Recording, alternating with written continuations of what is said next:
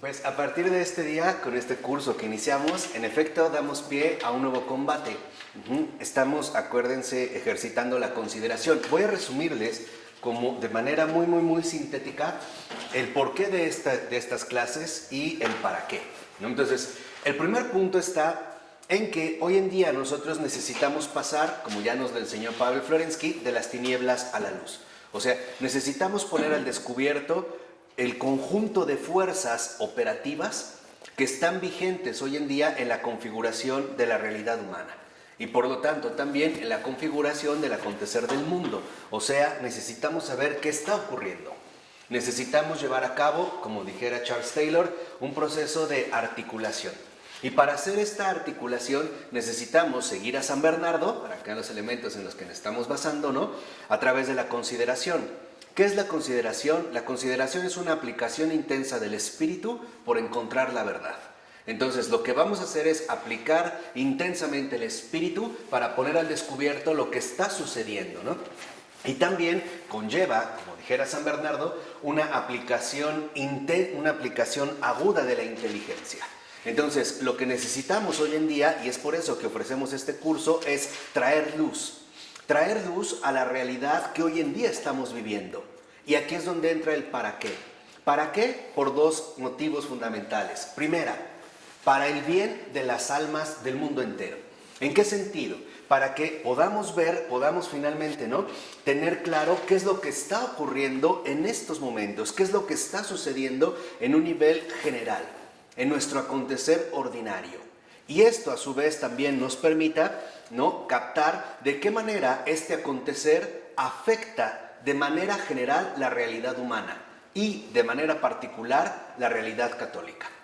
Entonces, esto es fundamental para que entendamos lo que ya en otras ocasiones yo les comenté.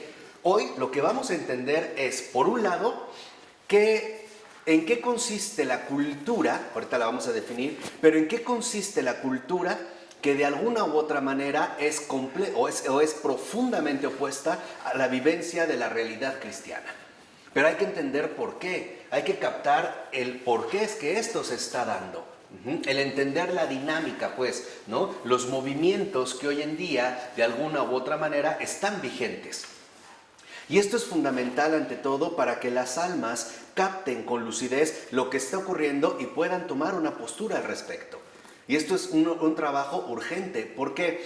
Porque este tipo de fuerzas operativas, tanto materiales como espirituales, muchas veces pasan desapercibidas. Es este background, este trasfondo, ¿no?, en el cual nosotros estamos inmersos y que no cuestionamos. O sea, que no nos ponemos, en último término, ¿no?, a pensar, a reflexionar con agudeza, con profundidad, de qué manera este acontecer realmente nos lleva, por un lado, al desarrollo pleno de una vida humana y por el otro, a la plenitud auténtica de la vida cristiana. Entonces, este es, digamos, el combate que vamos a hacer, limpiar el terreno, ¿no?, a partir de poner al descubierto, traer a la luz la dinámica fundamental que hoy en día está vigente en nuestro acontecer contemporáneo y también entender de qué manera esto perjudica, vuelvo a insistir, por un lado la realidad humana en general y de manera especial o de manera particular la realidad católica. Porque en último término lo que queremos es promover una auténtica comunión con Cristo nuestro Señor. Ese es nuestro propósito. Pero esta comunión hoy no se da de manera sencilla debido a la cultura en la cual vivimos. Entonces, ¿queda claro lo que vamos a hacer? Por eso, digamos, nuestra secuencia temática es: comenzaremos estudiando la introducción que escribe Zygmunt Bauman, intelectual contemporáneo, sociólogo, en su texto La cultura como praxis. Solo nos vamos a detener en la introducción, porque es una introducción actualizada que él escribe 30 años después de haber escrito el libro. Entonces, no es que el libro no valga la pena. Lo que pasa es que en esta introducción está mucho más actualizada y destaca los puntos centrales que nos pueden ayudar para obtener una mayor comprensión de nuestra realidad contemporánea. Una vez que tengamos aclarados estos puntos, los elementos que Bauman o las luces que Bauman nos aporta, pasaremos ahora sí a entender cuál es la postura católicamente adecuada que debemos de abordar en el mundo contemporáneo. ¿Qué quiere decir? Que vamos a estar finalmente asumiendo el desafío que exigen los tiempos recientes. O sea, vamos a discernir los signos de los tiempos y vamos a tratar de ir captando poco a poco cuál es el perfil fundamental que el Señor pide a sus discípulos de estos tiempos. En pocas palabras, lo que queremos es cumplir bien, lo mejor posible, la voluntad de Dios en este mundo, en estos momentos, en estos tiempos. Eso es lo que queremos. Y por eso es que nos ponemos entonces en marcha. De tal manera que cuando acabemos con la simple introducción, bueno, simple entre comillas, pero la pura introducción de este texto de Bauman, entraremos a este texto de Charles Taylor y Jocelyn McClure, Laicidad y Libertad de Conciencia. Aquí en este texto pequeño, aquí es donde tendremos referentes fundamentales para captar, por un lado, los desafíos que hoy no podemos evitar en el mundo en el cual vivimos. ¿Por qué? Porque no olvidemos que ser cristiano significa ser cristiano en el mundo, en un contexto, en una realidad aquí y ahora. Es decir, en una situación vivencial que es finalmente complicada, insólita podríamos decir, y es la situación moderna. ¿De acuerdo? ¿Vamos? Entonces, lo primero que vamos a definir o lo que vamos a entender es la cultura como praxis, que lo retomamos precisamente del texto de Bauman. La cultura como praxis. La palabra praxis apela a una práctica, ¿no? Entonces, lo que queremos entender es la cultura como la práctica habitual en la cual vivimos. Eso es lo que queremos entender, o sea, lo que estamos viviendo y que en último término define justamente lo que llamamos cultura. Ahora, ¿qué hay que entender por cultura? Vamos a empezar por ahí. Si de repente sienten que voy muy rápido, me dicen, ¿no? Pero por cultura, lo que debemos entender es un conjunto de fuerzas operativas, tanto materiales como espirituales,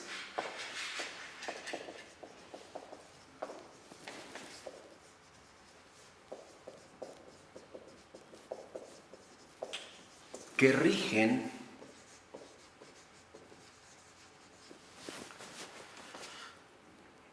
el hábito vivencial de los seres humanos.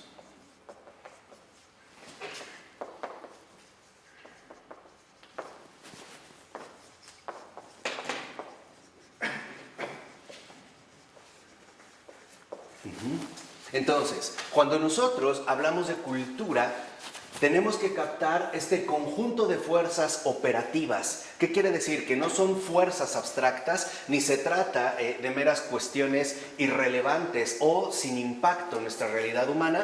Este conjunto de fuerzas operativas, tanto materiales como espirituales, que rigen el hábito vivencial de los seres humanos. O sea, la cultura finalmente está confeccionada por estas fuerzas operativas visibles e invisibles, es decir, materiales o espirituales, que impactan o que de alguna manera configuran nuestro propio desarrollo vivencial. En una palabra, la cultura es aquello que nos hace vivir tal y como vivimos. Y esto es lo que hoy en día no captamos. Por eso también nos cuesta mucho trabajo entrar en comunión con la verdad, ¿no? Y por lo tanto entrar en comunión con Jesús. Entonces, lo que queremos es prepararle los caminos al Señor. Lo que comemos, lo que vivimos, lo que nos ponemos. La forma y el modo. Entonces, lo que quiero que capten es que este hábito vivencial, y esto es fundamental, este hábito vivencial a su vez tiene dos dimensiones. Primero, es un hábito vivencial teórico, o sea, formas de pensar. Estas formas de pensar están dadas en el entretejido, o diría Charles Taylor, la urdimbre de la interlocución que configuran el tejido, ¿no?, ontológico de nuestra propia realidad. Entonces, este hábito vivencial es teórico, estimula o fomenta determinadas formas de pensar, pero también es práctico. ¿Qué quiere decir? Que también promueve determinados modos de vida. Entonces, lo que quiero que capten, y esto es lo fundamental, es que tengamos muy claro, sobre todo teniendo presente de qué manera nosotros estamos para ayudar y servir al prójimo, estamos al servicio de todas las almas, porque lo que estamos desarrollando es una doctrina útil para la salvación y no una mera erudición estéril o museística. Lo que debemos captar es que en efecto la cultura no es más que este conjunto de fuerzas operativas que condicionan, determinan, configuran nuestras formas de pensar y nuestros modos de vivir. Entonces, una vez que esto queda claro, en términos muy generales, lo que ahora vemos es que en efecto la cultura tiene que ver con nuestras prácticas de vida humanas. O sea, la cultura como praxis no es otra cosa más que la realidad social de los hombres. Es esto. Entonces, estas formas de pensar y modos de vida, a su vez, se van a traducir en realidades sociales humanas.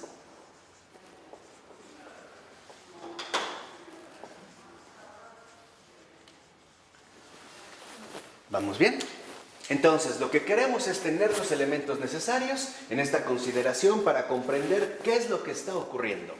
Y por lo tanto, tener también las bases fundamentales para poder ayudar a todas las almas. Entonces, estas realidades sociales humanas es precisamente lo que configuran la cultura como praxis, o sea, como una realidad social humanamente compartida. Por utilizar a lo mejor otra terminología, la praxis no es más que el espacio en el cual nosotros somos, nos movemos y existimos.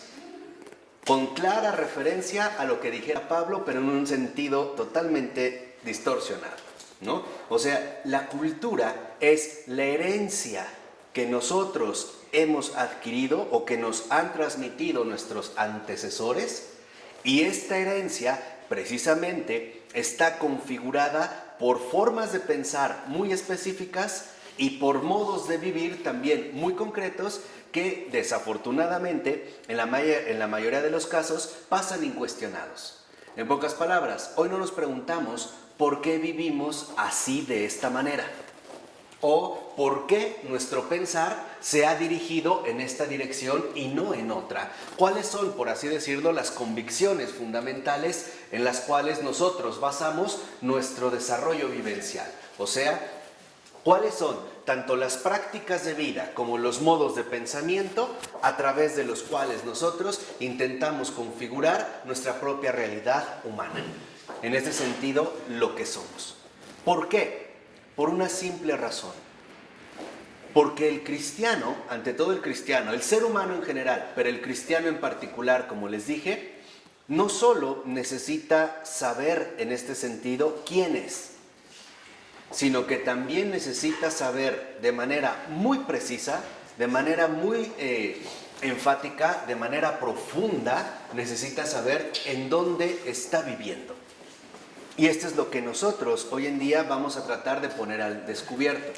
Quizá algunas cosas les resulten muy obvias, pero otras no tanto, mucho menos en las implicaciones que esto trae consigo. Usos y costumbres, ¿no? Exacto. Los usos y costumbres que nosotros hemos heredado de nuestros antecesores. ¿Y quiénes son nuestros inmediatos antecesores? Los modernos. Entonces, nos guste o no, somos herederos de los modernos. Entonces, una vez aclarado esto, ahora sí, nos vamos a concentrar en la cultura contemporánea. A grandes rasgos, lo que podemos decir, el mundo en el cual vivimos en estos tiempos. Y esta es la postura que la Iglesia ofrece al mundo. ¿En qué sentido? O sea, la postura que la Iglesia ahorita nos ofrece para poder captar de manera fundamental lo que está ocurriendo en estos tiempos. Y al mismo tiempo, o en este mismo sentido, poder visualizar al menos alternativas coherentes con aquello que profesamos. Es decir, con nuestro ser cristiano. Eso es lo que queremos. Entonces, para que nosotros podamos ser cristianos, primero necesitamos diseccionar y sacar a la luz el mundo en el cual vivimos. Un cristiano que no conoce a fondo el mundo en el que vive no puede ser auténtico cristiano. ¿Por qué? Porque el cristianismo es siempre realidad encarnada y concreta. Y por eso es que el cristiano, cuando realmente se toma en serio la misión, lo que hace no es cambiar solo él mismo, lo que hace es transformar toda una cultura. Por eso, a lo mejor, aunque de manera más velada, yo ya les había dicho en ocasiones anteriores que el cristiano del siglo XXI, el católico de estos tiempos, no solo está llamado a vencerse a sí mismo, al ego, a la seidad, que ya nos enseñó el padre Pavel Florensky, sino que ante todo está llamado a vencer una cultura que tiene 1001 cabezas y que además tiene cada vez más una fuerza impresionante de la cual no es tan fácil poder desprenderse. Entonces, cuando el Señor nos dijo, no tengan miedo, yo he vencido al mundo, lo que vamos a ver es qué es lo que venció, para que podamos finalmente enmendar, ¿no?, nuestro corazón y poder cumplir con su voluntad, ¿de acuerdo? Entonces, ya una vez teniendo esto claro, ahora sí nos vamos a concentrar en la cultura contemporánea. Lo primero que debemos de reconocer es que nuestra cultura contemporánea no tiene antecedentes históricos inmediatos. ¿Qué quiere decir? Que nuestro contexto actual es un contexto sin precedentes. No hay una época histórica anterior hacia la cual nosotros pudiéramos inclinar una cierta similitud o una cierta cercanía. No lo hay. Entonces, esto es llamativo porque lo que nosotros podríamos llamar, ¿no?, cultura contemporánea tiene rasgos muy característicos, muy precisos, que podemos ir definiendo y que podemos ir vinculando, vuelvo a insistir, con la repercusión que esta cultura, este conjunto de fuerzas operativas, tanto materiales como espirituales, tienen con respecto a la realidad humana y, de manera especial, con respecto a la realidad católica, ¿no? Entonces vamos a ver de qué manera esto impacta o influye en el ser humano en general y en el católico en particular. Entonces, para comenzar finalmente en este contexto, en esta cultura contemporánea, en este caso insólito, lo primero que debemos de darnos cuenta es que esta cultura se da a una velocidad sin precedentes. Y ese es el primer, vean, de verdad, ¿qué significa que esta cultura, ¿no?, está hiperacelerada? Que en efecto vivimos una cultura que ante todo se caracteriza por una velocidad alucinante, o sea, por la aceleración. Y ahí está el primer rasgo de la cultura contemporánea. ¿De qué año a qué año? ¿Cuándo empezó la cultura contemporánea? Más o menos, ya así de manera drástica, 1970 a la fecha, ¿no? Así como tal. O sea, estamos en una aceleración, en una hiperaceleración. Entonces, en esta cultura contemporánea, el primer rasgo que destaca es una velocidad, ¿no?, alucinante. Es una aceleración inaudita. Es un frenesí, ¿no?, donde no hay tiempo para asimilar las cosas. Y ese es el primer punto fundamental. ¿Por qué? Porque no solo es que vivimos una cultura de las prisas o de la impaciencia, sino que en realidad el punto fundamental es más profundo. ¿Por qué? Porque en esta cultura contemporánea de una velocidad alucinante, o sea, basada ante todo en la aceleración, vemos que todas las ideas se desvanecen y caen en el olvido antes de tener la oportunidad de madurar y envejecer adecuadamente. O sea, esta aceleración impide la asimilación. Puede llegar de momento en nuestra cultura una determinada idea, pero no tenemos el tiempo suficiente para poder asimilarla de manera adecuada. ¿Por qué? Porque hoy en día lo que vemos es que las ideas, por ejemplo, en el plano intelectual, van y vienen, ¿no? Aparecen ideas que pueden ser como muy atractivas, pero ni siquiera se tiene el tiempo suficiente para asimilarlas cuando estas ideas, al parecer, ya han desaparecido. Entonces, lo que vemos es que en efecto hoy hay una dinámica fundamental que está detrás de esta aceleración. Primera es que veamos un determinado cálculo. ¿Cuál es el cálculo que esconde la aceleración de la cultura contemporánea? Y Bauman va a citar a George Steiner, otro intelectual del siglo XX, que básicamente todos los pensamientos y las ideas generen un impacto máximo pero una obsolencia instantánea. Es decir, que las ideas impacten de manera máxima, de manera rotunda, pero así se olviden. Entonces, en esta aceleración, lo que en efecto nosotros podemos ver que sobresale es un olvido continuo de todo lo que va surgiendo o va emergiendo. De hecho, incluso no solo lo vemos en la realidad inmaterial de las ideas, sino también en la propia realidad material del mundo. Muchas cosas que ahorita pueden estar de moda, en muy poco tiempo, simple y sencillamente, se han vuelto obsoletas. Entonces, este es el primer rasgo fundamental de la cultura contemporánea, la aceleración. Una aceleración que ante todo promueve de manera fundamental el olvido. Aquí entendemos entonces por qué aparece la figura luminosa de un neumatóforo como Pavel Florensky, el gran guardián de la memoria humana. Porque en efecto esta cultura, ante todo, lo que busca o lo que promueve es eliminar la posibilidad de asimilación. Entonces, con el olvido no hay posibilidad de asimilación.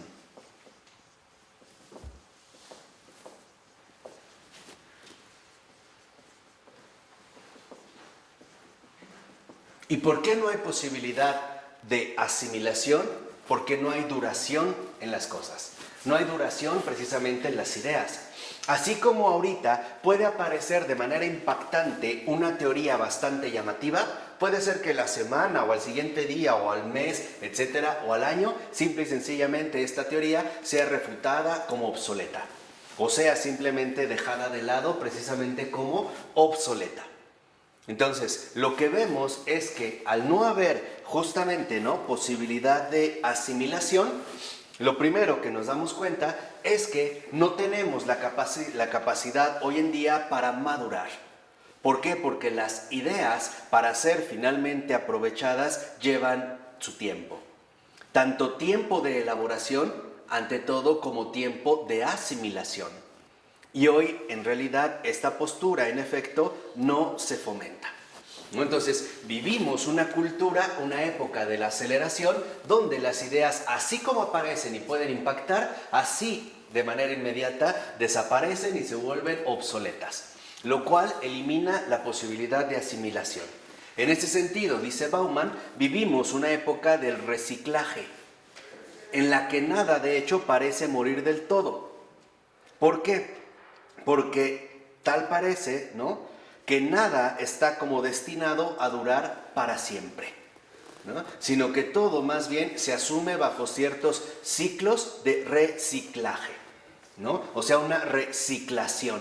Vamos nada más como perpetuando determinados ciclos sin tratar de dirigir o sin tratar de enfocarnos ante todo en una meta definitiva, Entonces también vivimos esta cultura del reciclaje. Aquí es donde aparecen, por ejemplo, la dinámica de los discursos. ¿Por qué? Porque hoy en día en la dinámica de los discursos, por ejemplo, en las posturas que puede elaborar un determinado político ante una determinada campaña, o algún tipo de propaganda, lo que vemos es que ante todo la dinámica de los discursos se van a mover en base a los impactos. O sea, hoy lo que se busca es impactar, pero no se busca el crecimiento de la inteligencia. ¿Por qué? Porque la asimilación, asimilar es crecer, es madurar intelectualmente. Impactar no es eso. Hoy lo único que se busca es que las ideas impacten en nosotros y que este impacto, al mismo tiempo, o casi de inmediato, se vuelva un impacto cuyo resultado inmediato sea la obsolencia. O sea, que se vuelva algo completamente obsoleto. Un ejemplo quizá muy concreto. Que tengamos una noticia, vamos a suponer, en los medios masivos de comunicación que nos impacta, pero que en la mañana y por la noche ya no nos acordemos de esa noticia, porque ahora nos vemos impactados por otra noticia, Entonces, esto nos lleva a una determinada inconstancia. ¿Por qué hemos mencionado este rasgo fundamental de la cultura? Porque si no hay posibilidad de asimilación, simple y sencillamente no hay aprendizaje. ¿Por qué no hay aprendizaje? Lo dice Bauman. Dice, hoy en día, más que actuar a partir de un aprendizaje continuo y acumulativo, lo hacemos a través de una mezcla de olvidos y recuerdos. Por ejemplo, sí es cierto, ¿verdad? Hace un año escuché por ahí, dijeron qué tal, pero así como lo dijeron, lo olvidé. Entonces, somos una cultura que ante todo también en este sentido promueve la inconstancia. ¿Por qué? Porque lo que nos gusta, o más bien, no es tanto lo que nos guste, sino que la dinámica de nuestra cultura se mueve por impactos máximos, pero cuya obsolencia sea inmediata. O sea, así como nos impactó, así se nos olvidó. Entonces, es el reciclaje de los recuerdos, ¿no? Y de los olvidos, ¿no? Vamos como reciclando una serie de recuerdos que no nos dieron tiempo ni siquiera a asimilar. Es un poco como si en nuestro proceso de alimentación nos pusieran 1000 platillos, pero nada más apenas nos dejan un bocado y ya nos cambiaron el platillo. Ni siquiera tengo el tiempo necesario para poder asimilarlo. Entonces, lo que vemos es que en efecto, en último término, el primer rasgo de la cultura contemporánea como aceleración es que no hay aprendizaje. Hoy en día, entonces, en este sentido, no se fomenta finalmente el aprendizaje. ¿Y por qué? Porque, como dijo Bauman, hemos olvidado que el aprendizaje es un proceso continuo y acumulativo. Entonces, no hay aprendizaje, no hay posibilidades de asimilación, primera, porque ante todo tal parece que en esta movilidad cultural, en esta aceleración cultural, lo fundamental es la discontinuidad, ¿no? Nos cuesta mucho trabajo hoy en día, debido a estas fuerzas operativas de nuestra cultura, fomentar, por ejemplo, la perseverancia o la constancia. ¿Por qué? Porque nuestra cultura, ante todo, fomenta la aceleración. Y por lo tanto, que nosotros seamos, digamos, en este sentido, ¿no?, partícipes de esta dinámica del impacto máximo, pero de la obsolencia inmediata. Un ejemplo, que me impacte por la figura física de una mujer, pero que al poco tiempo me aburra de ella. Y entonces busque un nuevo impacto. ¿No? Puede ser en la calle, en una revista, en una página, lo que quieran. Entonces me entusiasmo, pero así como me entusiasmo, se me pasó. De tal forma que entonces la discontinuidad es uno de los patrones fundamentales en los cuales nuestra cultura está basada. Y esto tiene que ver también con lo que Charles Taylor en una de sus obras menciona. Hoy por ello, para nosotros, nos es bastante complicado asumir proyectos definitivos. O sea, proyectos a muy largo plazo. ¿Por qué? Porque en la discontinuidad lo que nosotros promovemos es un continuo reciclaje. Empieza una cosa como un fuego artificial y así como me impactó, así se pasó. Y entonces ahora más bien tal parece que voy a buscar, ¿no?, dirigir mi atención hacia otro lado. O sea, finalmente hacia otra cosa. O a otra situación que en este caso genere en mí un impacto profundo. De tal forma que entonces todas las identidades, incluyendo la de las ideas, están constituidas por diferencias y continuidades, y no por discontinuidades. Dicho de otra manera, no hay aprendizaje porque la aceleración contemporánea ante todo está dado a partir de las rupturas. Y esa es una clave fundamental para entender el por qué hoy muchas almas no pueden captar el sentido de una continuidad profunda y acumulativa, ¿no? ¿Por qué? Porque en efecto, una de las fuerzas operativas es la cuestión de las rupturas. Piensa nada más en el ámbito tecnológico. Primero utilizabas la máquina de escribir, rompe con lo que tú has adquirido, lo que has acumulado, lo que has aprendido, y ahora entra una computadora. Y apenas, ¿no?, le estás entendiendo a la computadora y ya hay una tablet, ¿no? Y así sucesivamente. O sea, se vive a través precisamente de rupturas. Entonces, se deja de lado la cuestión del enriquecimiento paulatino. Por ello va a decir que Bauman, que parece ser una regla general, que lo que en su día fue una audaz aventura intelectual, acaba por caer en la repetición irreflexiva de la rutina. Y este es uno de los factores más tóxicos de nuestra realidad católica, la repetición irreflexiva de la rutina.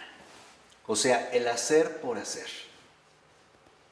el simple hecho de vivir mediante una repetición mecánica. Entonces, segundo rasgo, ¿quedó clara la aceleración? ¿No? El segundo rasgo es la repetición mecánica. ¿Cuántas veces la gente hoy en día va a trabajar por una mera repetición mecánica? Porque es parte, ¿no?, de una cuestión meramente rutinaria, ¿no? Entonces, vemos cómo en esta repetición mecánica, en efecto, lo primero que se vive es la cuestión de rutina. Esta repetición mecánica significa que ahora nosotros vivimos la rutina. Pero la rutina no significa, y esto es el aspecto central que nos ayuda en el análisis de Bauman, no significa la rutina hacer lo mismo todos los días. Significa hacerlo de manera irreflexiva. Esto es lo peligroso. Entonces, lo peligroso de la rutina no es la repetición de las cosas, sino el hacerlo de manera irreflexiva. Sin pensar. Exacto. Esto es lo grave. Sin pensar en la tira. Entonces, lo que hacemos es que esta rutina, en efecto, se da sin pensar. Y por lo tanto, somos presos, aquí sí, de una serie de esclavitudes en las cuales nosotros ni siquiera a veces tenemos los elementos necesarios para poder reaccionar, ¿no? Para poder, digamos, como despertar de esta especie de narcótico somnífero en el que estamos nosotros viviendo, ¿no? Entonces, es fundamental que veamos en este segundo rasgo de la repetición mecánica el papel que juega tan nefasto la rutina. O sea, finalmente el seguimiento ciego de las formas de pensar y los modos de vivir que nuestra cultura de hoy en día promueve y fomenta. O sea, que no reaccionemos literalmente ante lo que está en ese sentido sucediendo. ¿Y por qué? Porque para nosotros los modernos, o por lo menos herederos de los modernos, la función de toda rutina es convertir en lujos prescindibles, no necesarios, la reflexión, el escrutinio, la experimentación, la vigilancia y otros esfuerzos que exigen costos y tiempo. En pocas palabras, la mediocridad. Entonces, para nosotros es mejor seguir así, ¿no? Porque así se ha hecho, porque así se dice, no sé cómo, no me pongo a indagar, pero en pocas palabras, tal parece que dejo de lado la cuestión fundamental de la vigilancia, es decir, del esfuerzo. Entonces, esta rutina, sin pensar, nos lleva, por un lado, al confort, pero por otro lado, nos lleva a la mediocridad. ¿Por qué? Porque en último término, la rutina del sin pensar anula los esfuerzos.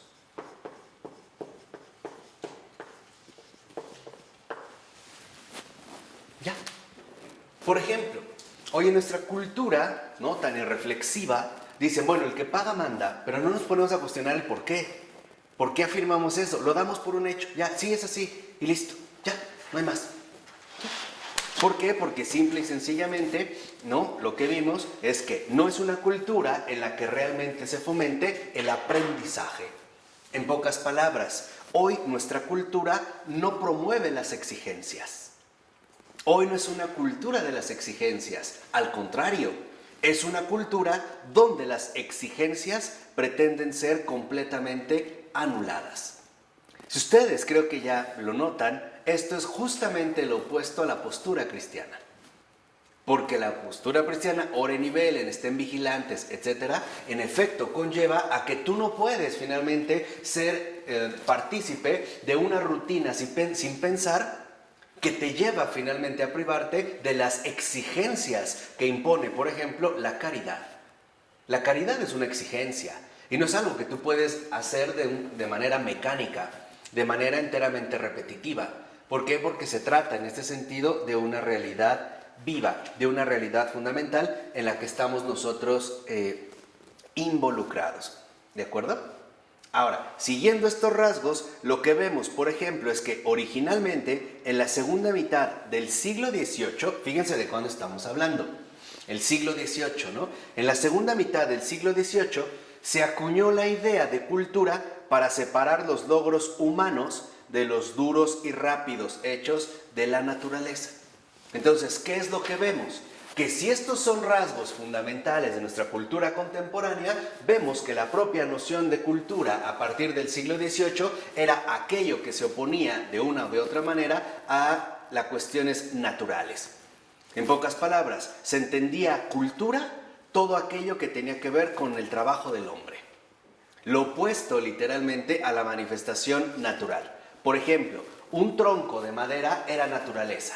Pero si de este tronco yo tallo una escultura, entonces eso ya es cultura, ¿no? O al revés. Si yo tengo unas hojas de árboles tiradas en mi jardín, es mera naturaleza. Pero si yo hago de estas hojas, ¿no?, un arreglo floral o un adorno floral, entonces esto ya es cultura. Pero esto se empieza a desarrollar a mediados del siglo XVIII. Entonces, en pocas palabras, la cultura, a partir del siglo XVIII, significa lo que los hombres deben hacer. Más bien, pueden hacer. Mientras que la naturaleza significa lo que los hombres deben obedecer. Y aquí vemos el punto fundamental. A partir de mediados del siglo XVIII, este confort y esta mediocridad surgen finalmente como consecuencias raras de esta primera postura. El considerar que la cultura no es más que el trabajo del hombre, ¿no? El trabajo en este sentido que el hombre tiene que realizar. Tiene, por así decirlo, que domesticar a la naturaleza. Entonces, se empieza a identificar cultura con poder. ¿Vamos? Y ese es el primer rasgo sobresaliente. Ahora, a partir del siglo XVIII, cultura empieza a quedar finalmente vinculada con la noción de poder. ¿Qué poder? El poder de transformación del ser humano. A esto precisamente es a lo que se le iba a llamar poder. El poder de transformación que el ser humano impone a la naturaleza. Por ello no es casual que a partir del siglo XIX, ¿no?, justamente estamos hablando de mediados del siglo XVIII, empiecen a aparecer los grandes movimientos de urbanización. O sea, la aparición moderna de las ciudades. De ciudades como espacios plenamente diferenciados de los espacios naturales. O sea, ciudad, naturaleza.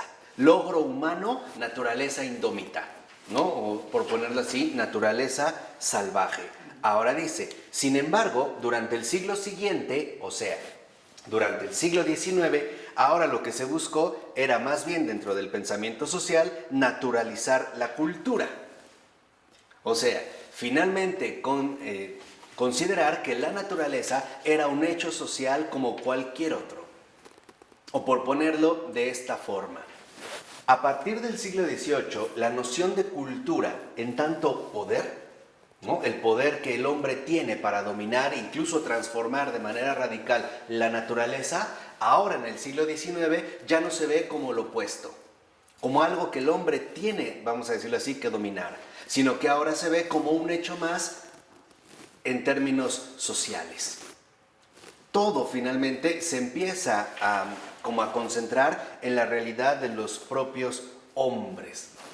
De tal manera que entonces en el siglo XX, ahora sí, se empieza a hablar, por ejemplo, de la culturalización de la naturaleza. Entonces, si lo vemos, siglo XVIII, una separación, cultura y naturaleza. Siglo XIX, una socialización de la naturaleza. Y siglo XX, una culturalización de la naturaleza. ¿Por qué? Porque lo que en realidad, digamos, ocurrió fue lo siguiente. Después de una época, ¿no?, dominada por la búsqueda frenética de bases sólidas e inamovibles del orden humano, consciente de su fragilidad y falta de confianza, llegó un tiempo en el que una espesa capa de artefactos humanos hizo casi invisible la naturaleza. O sea, los fundamentos de la existencia humana, construidos por el propio hombre, se hicieron tan profundos que convirtieron en redundante la preocupación por otro tipo de fundamentos, mejores o no. O sea, había llegado la hora del contraataque. las armas, la voluntad y la confianza en sí mismo no escaseaban en absoluto. Entonces, lo que vemos es que la cultura como poder ahora dirige la confianza al hombre. El poder como cultura es confianza en sí mismo.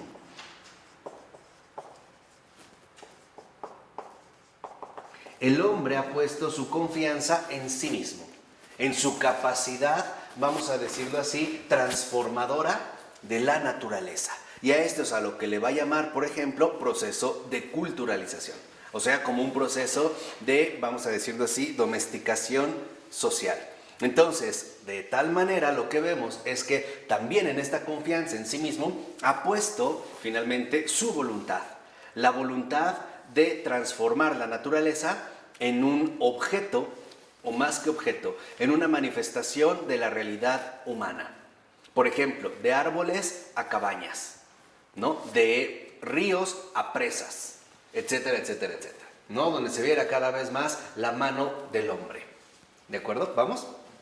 Cuando esto finalmente entonces se sigue llevando a cabo, lo que vemos es que también ahora se van a poner al servicio todas las armas con las que el hombre puede contar. O sea, todos los recursos tecnológicos para llevar a cabo este proceso de culturalización.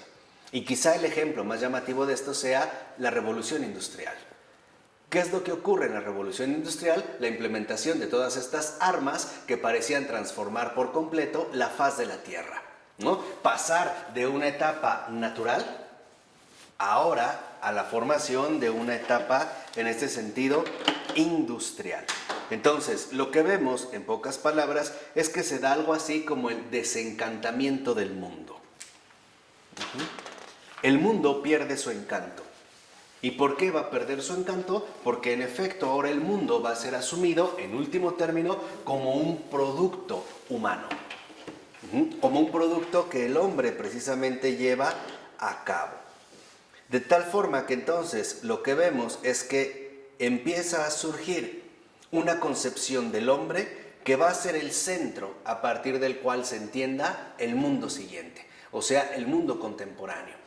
Por un lado, se desarrolla la noción de poder, pero en este poder y cultura desde el siglo XVIII, lo que en realidad, por ejemplo, se está consumando es una nueva definición del hombre. El cerebro del hombre, ¿no? O sea, Claro, o sea, al menos, máquina. aunque pasaría un poco más de tiempo.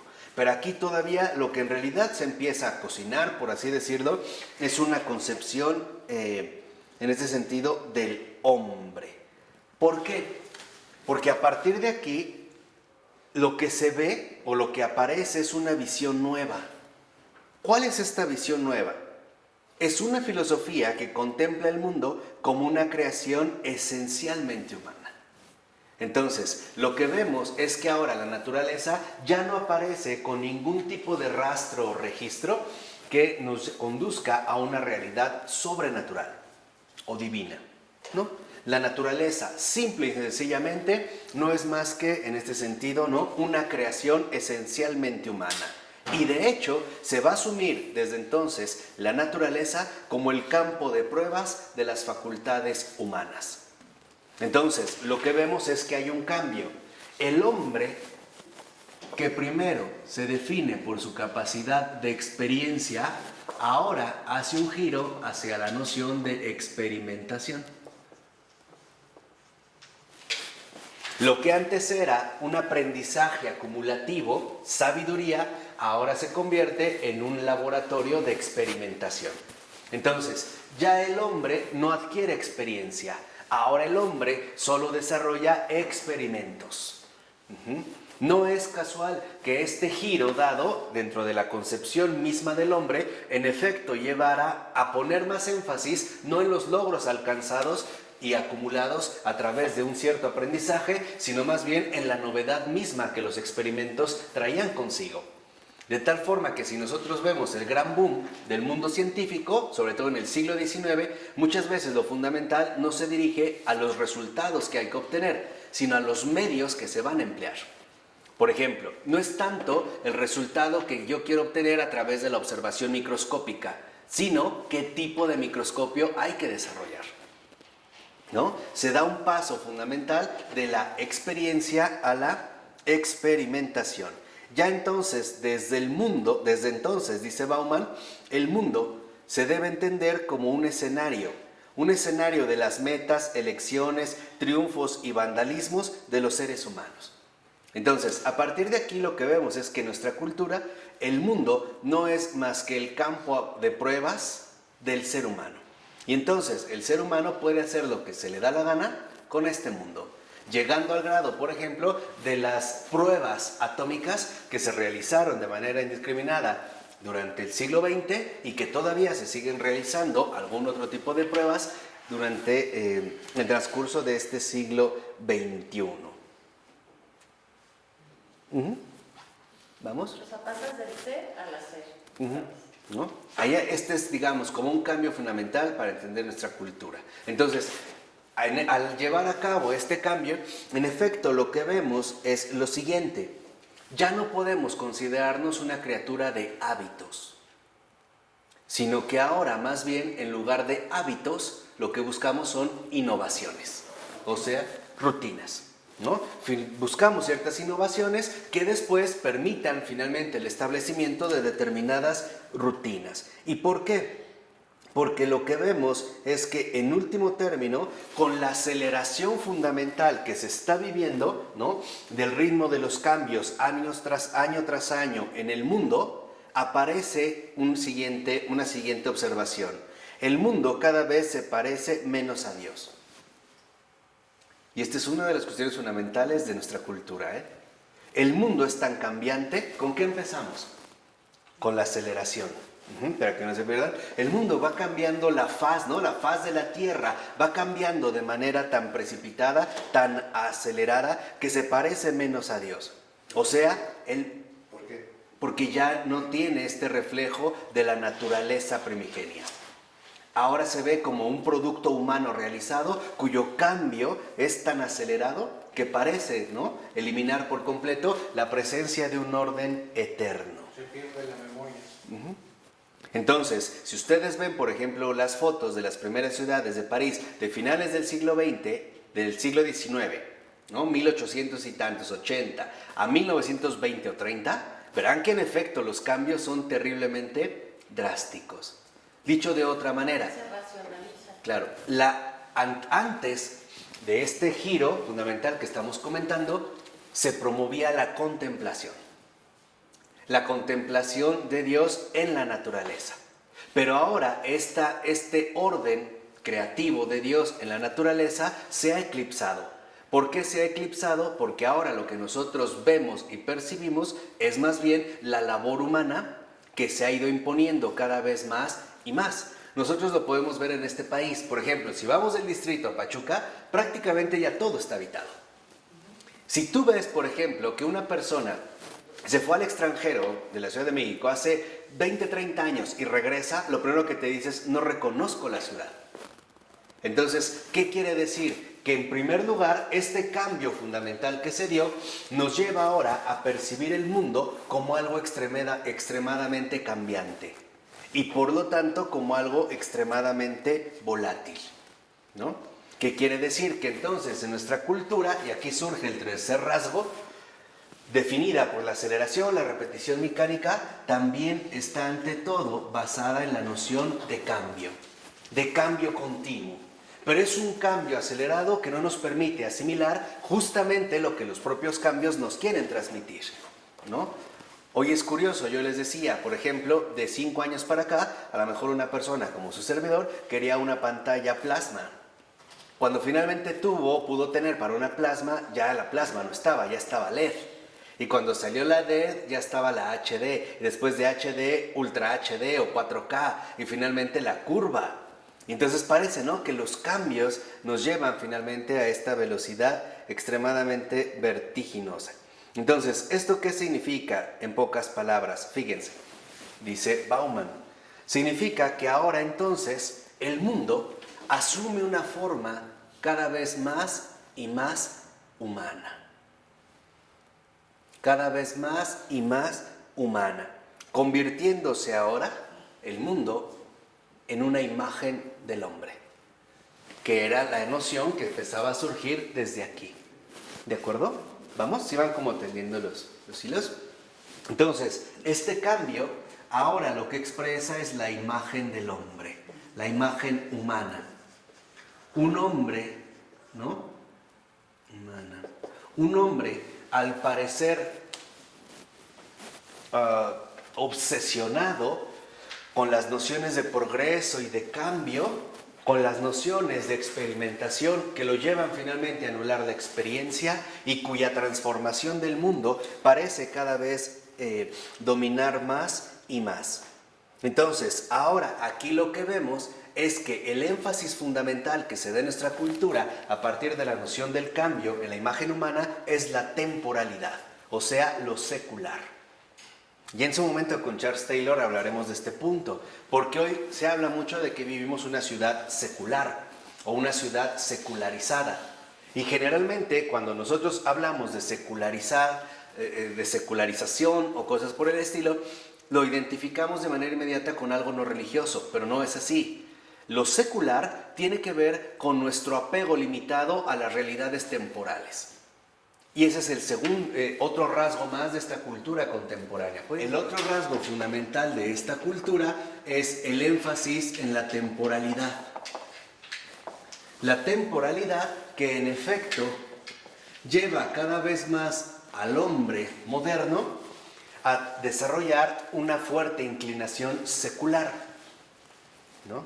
O sea, finalmente perder de vista todo aquello que tiene que ver con la eternidad y concentrarse en las realidades temporales. De ahí que a partir de esta cultura, que en efecto se está gestando o se empieza a desarrollar, las expectativas de los hombres son a muy corto plazo. Por ejemplo, una persona hoy en día creerá que se realiza si obtiene el empleo que sueña, o si adquiere la casa de sus sueños, o si se opera la nariz con fulano de tal, o si va a tal restaurante. ¿Por qué? Porque nuestra cultura es una cultura que en efecto se basa en lo secular, o sea, en las realidades temporales. ¿Y por qué también, digamos, se va a destacar mucho la cuestión temporal? Porque este cambio del mundo es tan acelerado, es tan rápido, cambia de manera tan drástica que al parecer este mismo cambio acelerado revelaba la temporalidad de todos los arreglos mundanos. Y por lo tanto se va a asimilar, fíjense bien, temporalidad secular se va a asimilar a la existencia humana.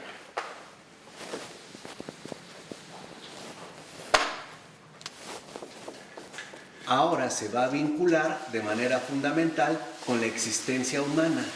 Y a partir de aquí es donde nosotros podemos entender por qué hoy hay muchas almas que dicen, no, pues es que hay que pasarla bien aquí y ahora. Mientras dure la vida, pues éntrale, come, bebe, diviértete. Ahí está una de las fuerzas operativas de la cultura. Ojalá que entiendan la relevancia de lo que estamos haciendo, porque es limpiar un terreno de fondo. Es ir poniendo al descubierto las cosas de las cuales formamos parte. Lo único es que nosotros lo estamos intentando hacer explícito. Entonces se va a vincular la existencia humana con la misma temporalidad. Entonces, ¿hacia dónde se va a quedar limitada la expectativa del hombre? Al aquí y ahora. Eso es lo secular. Aquí y ahora. Entonces, si yo, por ejemplo, ahora defino el desarrollo de mi vida en base a la temporalidad, y dentro de estos criterios de temporalidad, el éxito, por ejemplo, por mencionar un caso, es un aspecto que no podemos brincar o no podríamos pasar a la ligera. Y si mi expectativa de vida es obtener la casa de mis sueños, y para obtenerla yo puedo ser sicario y obtener dinero, lo voy a hacer. ¿Por qué? Porque en esta misma cultura, una de sus fuerzas operativas me lleva a perder de vista la eternidad o la trascendencia y quedarme únicamente limitado al aquí y a la ahora. Entonces, aquí es donde vemos, por ejemplo, por qué un país como Inglaterra está tan obsesionado con el aprovechamiento económico del tiempo, ¿no? Tiempo es dinero. Eso es lo secular. O sea, el hecho de pretender que incluso la existencia humana únicamente está limitada a la cuestión de la temporalidad. O sea, a una inclinación por lo secular que nos lleva finalmente a quedarnos limitados al aquí y al ahora. Y entonces, si la temporalidad es lo que define a la existencia humana, esta temporalidad no tiene nada que ver con la existencia divina. Era, por así decirlo, también un medio a través del cual alejarse de Dios. Porque justo lo que Dios nos pide son proyectos a muy largo plazo. Es decir, de una vez y para siempre, para toda la eternidad. Pero dentro de esta cultura contemporánea, esta posibilidad no forma parte, digamos, de sus propios intereses, ¿no? De sus propios intereses de aceleración.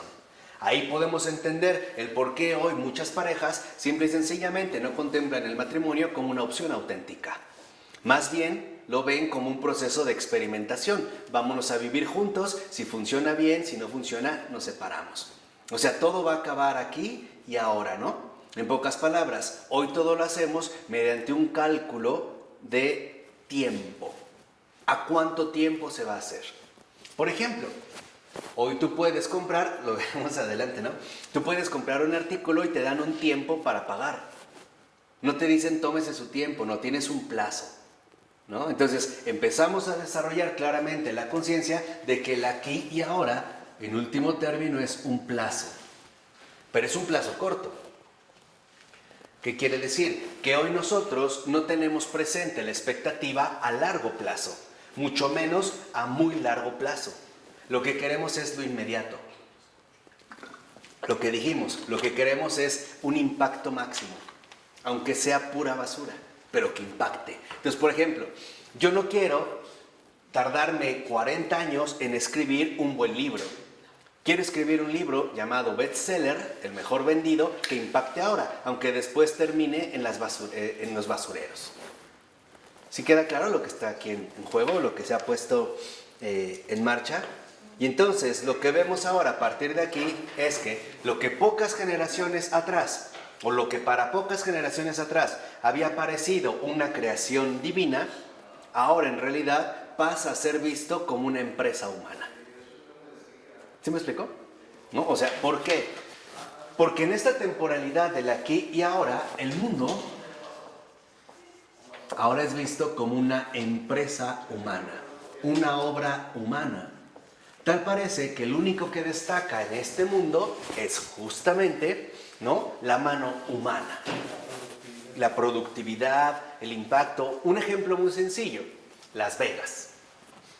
Las Vegas es un símbolo muy claro, o un signo muy claro de lo que estamos aquí mencionando. Para Las Vegas es la potencialidad humana de lograr que en un desierto, en este sentido, se convierta en un oasis. En un oasis que, por ser desértico, ahora abunda en agua. Y por eso vemos también la cantidad insólita y descarada de fuentes utilizadas. En estos grandes hoteles donde en medio de un desierto hay un derroche impresionante de agua. Nada más por hablar del agua. ¿Vamos bien? Y además donde vemos que en efecto la arquitectura natural del lugar ha sido transformada por completo. Entonces lo que era un desierto ahora se ha convertido en un centro mundialmente reconocido de entretenimiento. Esto si no entramos a hablar en este momento de la referencia que habría que hacer teológica entre las tentaciones que Jesús sufre en el desierto. Y el desierto juega un papel fundamental en nuestra realidad cristiana. Y Las Vegas, en efecto, se hicieron en el desierto. Y no creo que sea algo enteramente casual.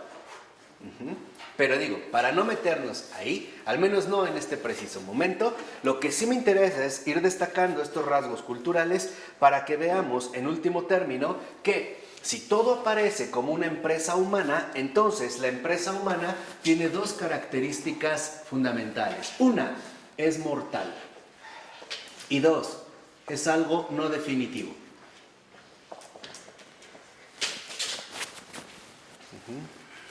Aquí es donde nosotros podemos darnos cuenta cómo entonces esta empresa humana no está dirigida a obtener finalmente una trascendencia mayor.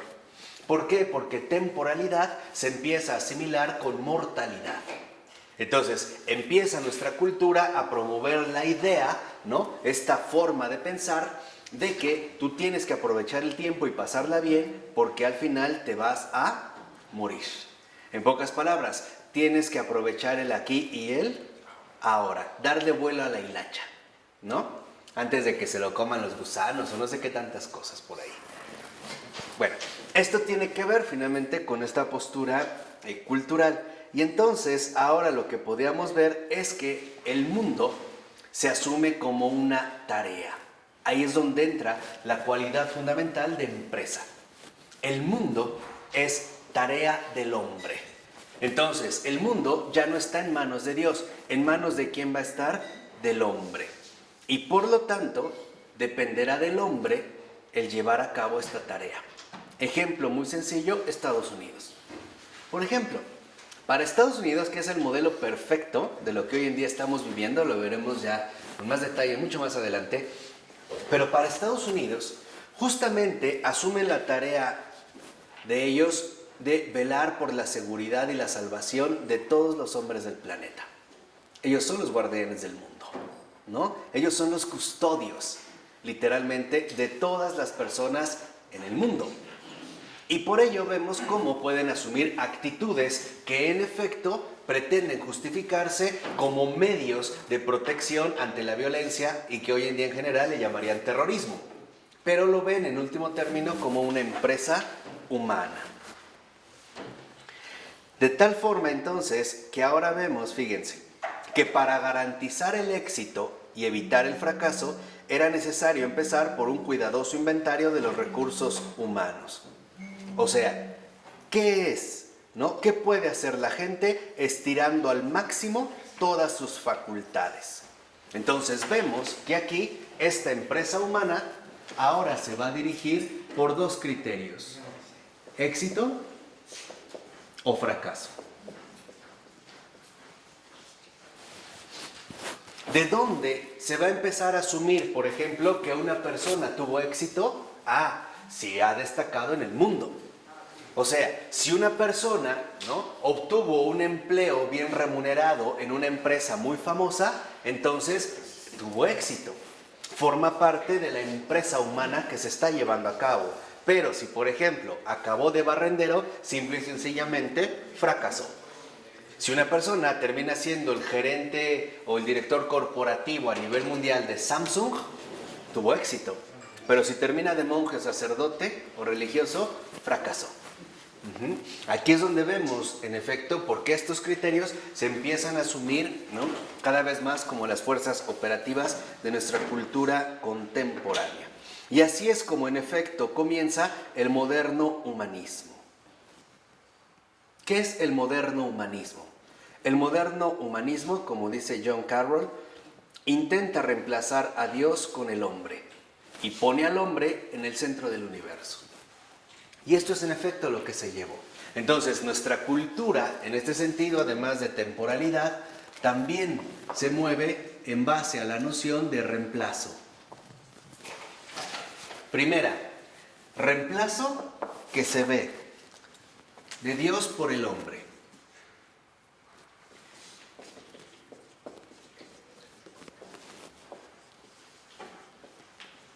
Dos, del hombre por el hombre.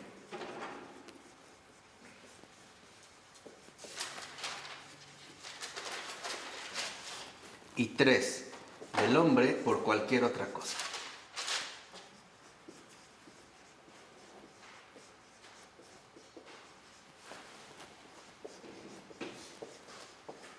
¿Sí vamos bien? ¿No voy muy rápido? ¿No? O sea, lo que vemos aquí es que en esta otra cultura del reemplazo, lo primero que vimos, y es lo que acabamos de comentar, es que en efecto se busca ahora con este humanismo moderno, ¿no?, reemplazar a Dios por el hombre. Ahora el mundo es tarea del hombre, es el mundo, ¿no?, el que está en las manos del hombre, y dependerá de los cálculos fundamentales que realice o la organización constitutiva de la empresa humana de lo que traerá consigo el éxito o el fracaso. Pero lo fundamental no es eso, lo fundamental es que en efecto esto parece quedar basado en la noción misma de reemplazo. ¿En qué sentido? En que si en primer lugar se rechaza a Dios, se reemplaza a Dios por el hombre, después se va a intentar reemplazar al hombre por el hombre. El ejemplo más sencillo que hoy en día podemos detectar es la cuestión laboral.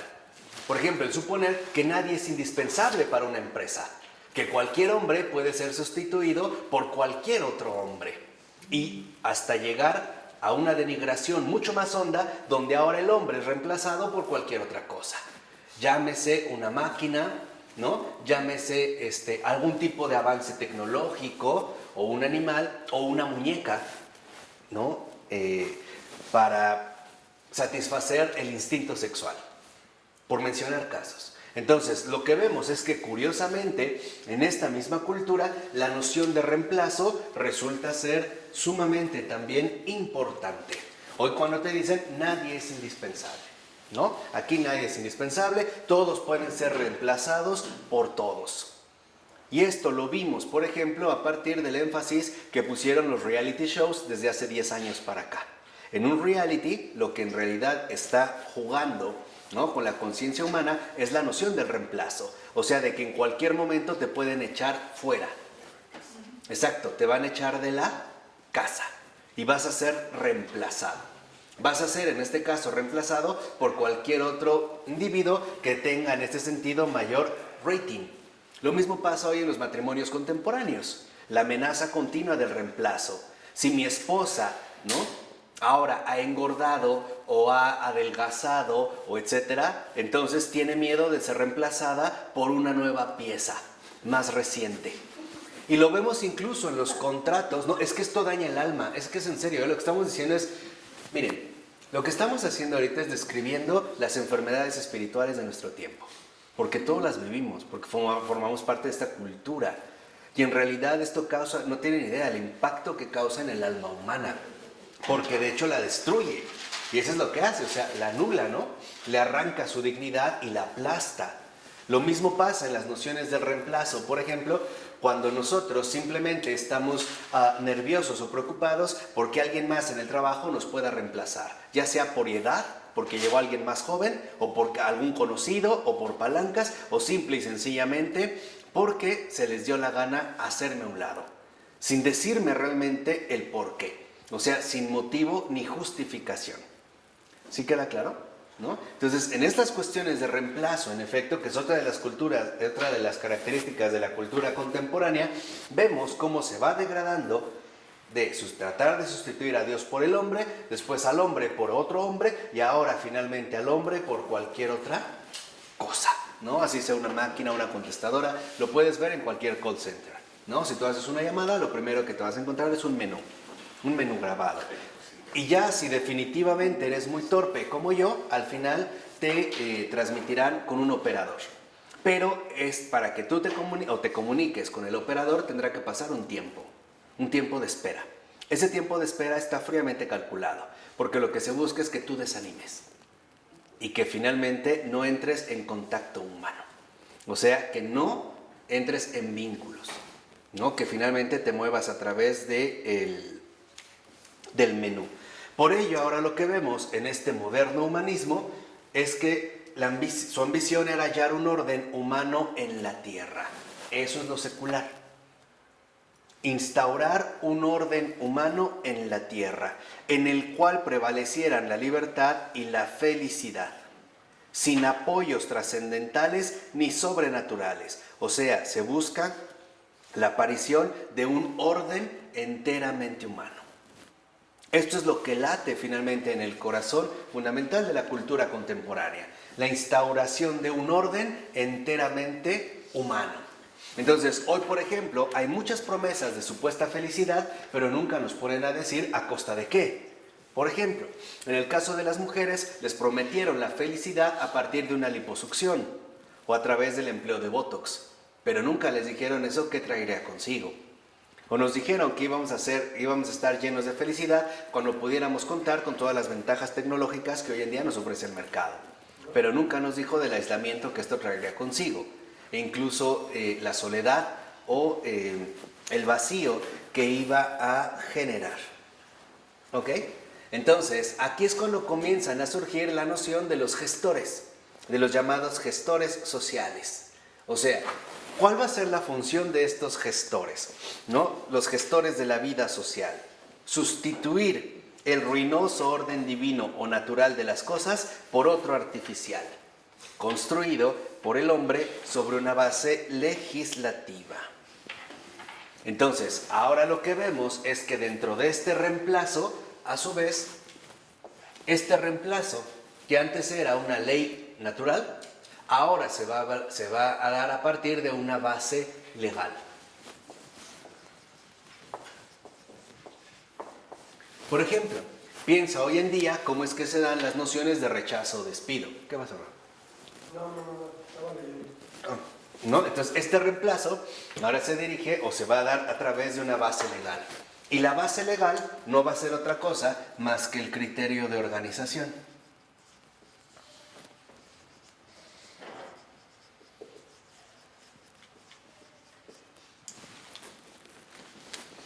¿Qué quiere decir? Que ahora, en efecto, ya no vamos a apelar a una realidad divina, sino a una serie de cálculos e intereses humanos que estén basados en una determinada organización legal, o sea, lo que hoy llamaríamos la administración, ¿no? En una administración humana. Y en este sentido, los filósofos van a tratar de reemplazar la revelación con la racionalidad. Entonces, para los filósofos, la revelación ya no tiene cabida. Lo único que en realidad podemos tomar en cuenta es precisamente la verdad racional, o sea, la racionalidad. Ahora se va a asumir como criterio, ¿no?, de este criterio de organización, la racionalidad,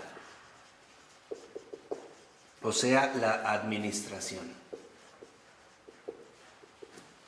La administración de cálculos y probabilidades.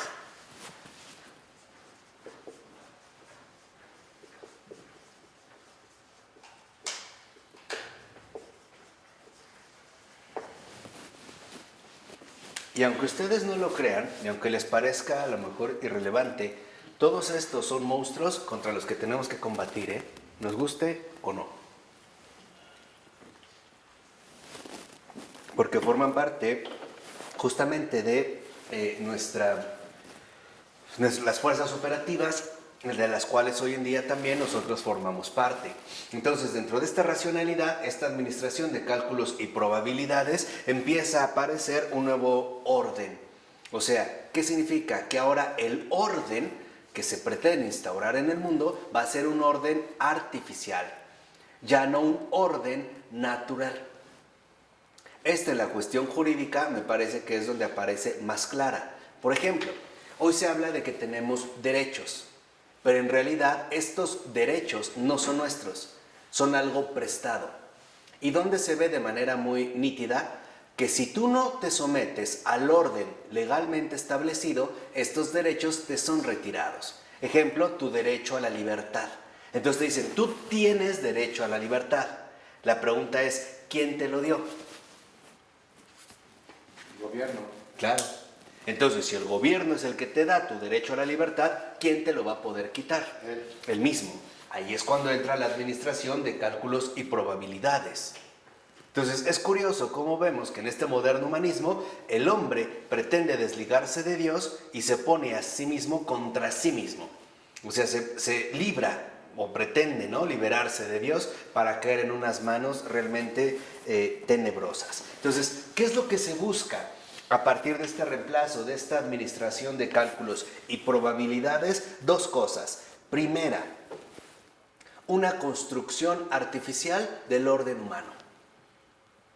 Ahora las relaciones humanas ya no se ven en este sentido como algo enteramente natural, sino que están artificialmente reguladas. Lo que dice Florensky como teatro. Claro. Si ustedes lo ven, por eso, ahorita yo nada más estoy como vaciando, ya después lo empezaremos a rellenar. Esto nada es como el primer paso, ¿no?, como el calentamiento. Pero en efecto, ¿no?, se ve mediante una construcción artificial. Y dos, se empieza a desarrollar, dice Bauman, una tecnología del control conductual y de la educación. O sea, ¿qué es lo que se buscó con esta racionalidad? O sea, administración de cálculos y probabilidades en beneficio de este orden artificial, una técnica, no, perdón, una tecnología del control conductual y de la educación. O sea, un adiestramiento. Nosotros somos educados bajo este orden artificial para comportarnos precisamente de la manera que esperada. Si tú, por eso les decía, ahí está la vigilancia, oren y velen, oren y velen. Si hubiéramos realmente estado atentos, nos daríamos cuenta que en los reality shows, lo mismo que pasó con El Rival Más Débil y toda esta serie de telerrealidades, ¿no?, como se le suele llamar, era un adiestramiento conductual. Era el irte preparando desde hace más de 100 años para la crisis laboral que hoy en día se vive. O sea, que tú veas el despido, que tú veas la expulsión como algo totalmente ¿qué? Natural. Ahí está la tecnología, finalmente, del control conductual. Y por lo tanto, hoy vemos cómo dentro de este control conductual, el poder fundamental que juega, el poder fundamental que está presente dentro de esta dinámica son los medios masivos de comunicación. Ahí es donde entra el papel fundamental que hoy en día han adquirido. Por ejemplo, en este programita del Rival Más Débil, lo fundamental es la humillación del ser humano, ¿no? ¿Y esto qué significa? Que entonces lo que vamos a destacar no es al rival más superior, sino que ahora nos vamos a ensañar con el rival más ¿qué? Débil. Entonces, hoy por ejemplo también vivimos una fuerte dinámica de adiestramiento para soportar cualquier tipo de humillación o denigración, que es parte también de este registro de nuestra cultura. Entonces, lo que vemos en último término es que de tal forma se van desarrollando las cosas que ahora lo que va a destacar es la noción de la pura presencialidad humana. O sea, en pocas palabras, ¿no? Empezamos a ver la historia incluso como un mero logro humano. No hay providencia. Nada viene de Dios. Dios no entra aquí. No forma parte literalmente de este proyecto, ¿no?, de construcción artificial. ¿Por qué? Porque ahora se va a atribuir, por ejemplo, el avance de la humanidad a 3 aspectos fundamentales. Primero, un logro humano. 2, un reto del ingenio humano. Y 3, un cumplimiento de la voluntad de los hombres. Entonces, es tanto como que el hombre dice, mira lo que hemos hecho. Esto es obra que nuestra, ¿no? Es parte de esta cultura. Lo vemos hoy en día, por ejemplo, a partir del auge tan fundamental que ha traído consigo la cirugía llamada estética, ¿no? Ahora el hombre corrige a la criatura, ¿no? El hombre la va a perfeccionar. Entonces, es tanto como decir, bueno, esta criatura es imperfecta, ahora tenemos que hacerla realmente ¿qué? Perfecta, quitarle aquí, ponerle allá. Ahora, si no es posible hacerlo de manera directamente clínica, al menos lo vamos a hacer de manera directamente visual. Ejemplo, a través del Photoshop. Y entonces, en el empleo del Photoshop, precisamente lo que experimentamos es nuevamente la noción contemporánea o el rasgo contemporáneo del reemplazo, ¿no? Te van a poner ahí, pero en realidad tú no eres esto. Tú eres la manera en la cual quieren, en este sentido, que aparezcas. Entonces, lo que vemos, en pocas palabras, es que es el hombre el que en efecto se anuncia, ¿no?, como el poder supremo. Ahora, por eso les decía, ahora todo está en manos del hombre. Y por eso es curioso, que otro rasgo que vemos que destaca dentro de esta cultura contemporánea es la noción de la libertad. Por eso se va a hablar tanto a partir de la modernidad de la cuestión de la libertad, ¿no?, de este énfasis en la libertad. ¿Por qué? Porque ahora se asimila libertad con autodeterminación. En pocas palabras, la libertad no es más que mi propia autoafirmación. Podríamos decirlo así, mi rebeldía ante cualquier tipo de poder instituido. Cualquiera, cualquier tipo de poder instituido. Sobre todo la iglesia. No, claro. ¿Y por qué? Porque por eso es lo que yo les decía en otras clases, y aquí es donde lo vamos entendiendo. ¿no? Sabemos que, ok, puede ser un error, sí, pero es algo vigente. Y tenemos que entender que esta es una serpiente de 1000 cabezas. Tiene muchas. Y aquí es donde nosotros estamos empleando finalmente nuestro combate, ¿no? Estamos dirigiendo en este primer momento nuestro combate. Entonces, la libertad se ve de fondo como autodeterminación. En pocas palabras, la libertad como hacer lo que quiero, sea lo que sea. Entonces, si yo, por ejemplo, quiero comer mierda, lo puedo hacer porque por eso soy libre. ¿No? Yo soy libre para hacer lo que se me dé ¿qué? La gana. Y tú no te metes. Entonces, ¿qué quiere decir? Confundimos libertad con estupidez. El que come mierda no es porque es libre, es porque es idiota, ¿no? Y eso está clarísimo, o sea, eso no necesitamos darle mucha vuelta.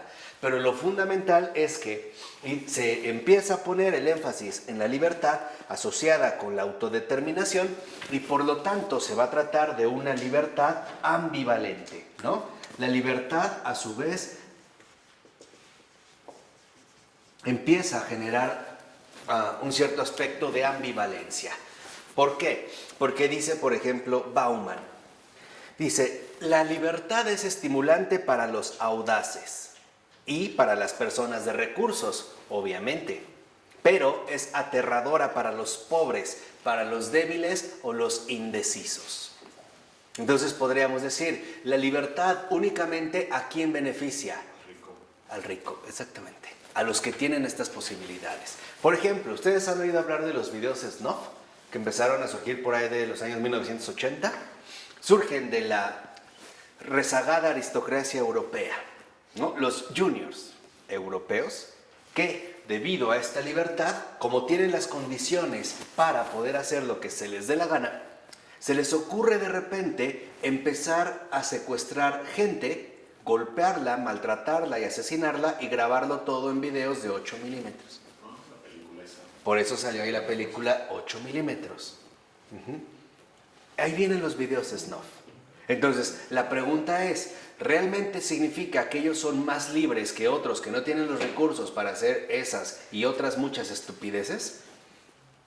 Pero aquí es donde empieza a entrar en conflicto. Entonces, la libertad en esta ambivalencia involucra, en primer lugar, dentro de esta ambivalencia, que la libertad exige recursos.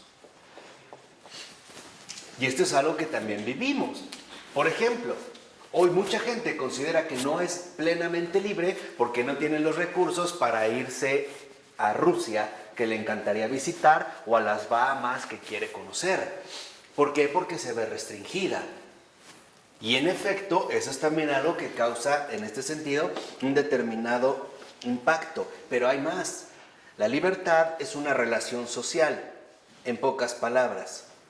Para que alguien sea libre, otro tiene que perder esta libertad. En otras palabras, para que una persona se realice, otros necesitan no poder realizarse. Más claro todavía. Para que uno sobresalga, otros tienen que ser humillados. Para que yo sea patrón, necesita haber trabajador, empleado. Y así sucesivamente. Entonces, la libertad se asimila en este sentido con recursos, pero también con posibilidad de humillación. Eso no lo entendí. O sea, si se capta que la libertad dentro de esta ambivalencia depende, por un lado, de los recursos que alguien tiene para poder desarrollarse como él lo elige o como él lo quiere, al mismo tiempo, entonces, la libertad dependerá de que para que yo crezca, otros tienen que quedarse abajo. Pues crecí a costa de pagar muy poco a los empleados. O humillarlos, o incluso sobornarlos, o corromperlos, o explotarlos, o matarlos, o lo que sea. Aquí es donde vemos, finalmente, ¿no?, la exaltación de la libertad y su profunda ambivalencia. O sea, la libertad solo se dará a partir de la adquisición de ciertos recursos y además como una posibilidad clara de humillación, ¿no? Yo pude salir adelante, pero a costa de que otros no se realizaran. Entonces, podemos decirlo de esta manera. Para que yo sea libre, otros tienen que perder su libertad. o sea, en un continuo sacrificio o anulación de los demás. Eso es lo que hoy se entiende por libertad. O mejor decir, a darles lo mínimo y no importarte Sí, si se mueren de hambre o no. sí, claro. Ahí, para eso se construyó el orden legalmente artificial. Esto es con la ley. Por supuesto. Es más, no solo estoy con la ley, estoy protegido por la ley. Por supuesto. Aquí es donde empezamos a ver estas dinámicas en las que vivimos y que en efecto son fuentes de verdad, de profundísimas injusticias. Entonces, lo que vemos es que esta libertad, asumida como capacidad de recursos, posibilidad de humillación, también involucra la anulación de otros, ¿no? Esta libertad también va a depender de la anulación de otros. En muchos sentidos. Un ejemplo, si a lo mejor yo tengo la capacidad para ser libre y comprarme el auto que quiera, con el supersonido que quiera, y yo me estaciono afuera de una casa y lo pongo a todo volumen, aunque haya una persona agonizante o enferma, a mí no me interesa. ¿Por qué? Porque es mi coche, ¿no? Y como tú estás jodido y no tienes este coche, pues yo sí lo faroleo, yo sí lo presumo. Entonces nos lleva finalmente a buscar también la anulación de los demás. Ahora, ¿qué es lo que en este sentido no se va a buscar mediante la imposición de este orden artificial?